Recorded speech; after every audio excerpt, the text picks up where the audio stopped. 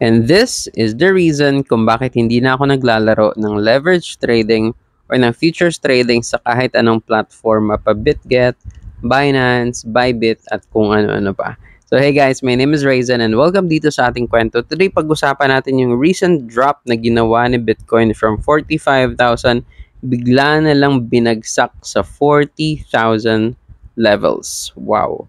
So, for sure, may lalabas ng mga balita na kesyo ganito, may bad news, kesyo ganito, may mga issue, blah, blah, blah, blah.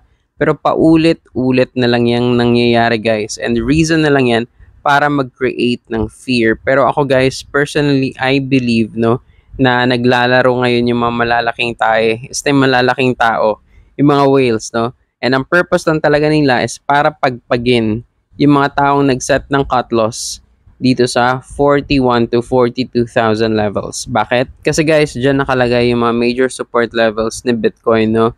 And yung ginagawa ng karamihang traders kasi guys, naglalagay sila ng cut loss below the support levels, no? Or below sa mga major support levels. And yun na nga, no? Pinagpag sila ng napakalaking drop na ito. And kung pagmamasdan nyo, no? Mula sa 40, saan inangat ulit? Pabalik lang ulit sa 42,000 levels, no? For the purpose lang talaga na pagpagin yung mga nandito. Wow. So, kung meron kayong position sa leverage trading or sa futures trading, for sure, kung hindi man kayo na-liquidate, napakalaki ng talo nyo ngayon.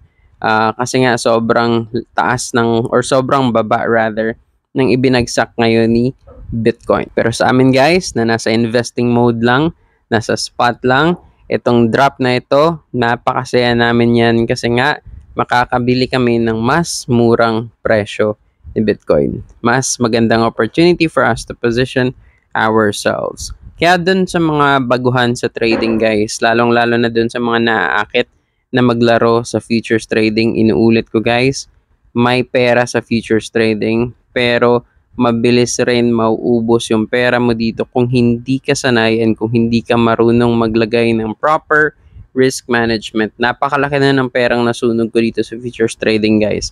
Kaya lumipat ako sa spot trading. And yung nangyari is, although mahina or mabagal yung takbo, no, pero mas nagiging profitable ako ngayon sa spot trading compared nung naglalaro ako ng futures trading. So doon na lang ako sa mahina as long as kumikita kesa naman doon sa mga quick money na pwede namang masunog ng very quick rin yung money ko, no? So doon sa mga inuulit ko doon sa mga beginners, maglaro kayo sa futures kung talagang may knowledge na kayo. Pero kung wala, spot na muna, no? Kasi nga ganito ka-risky and ka-volatile ang crypto market. So yun lang, hanggang sa muli. Abangan na lang natin yung mga susunod na updates regarding this one. See you guys. Peace out.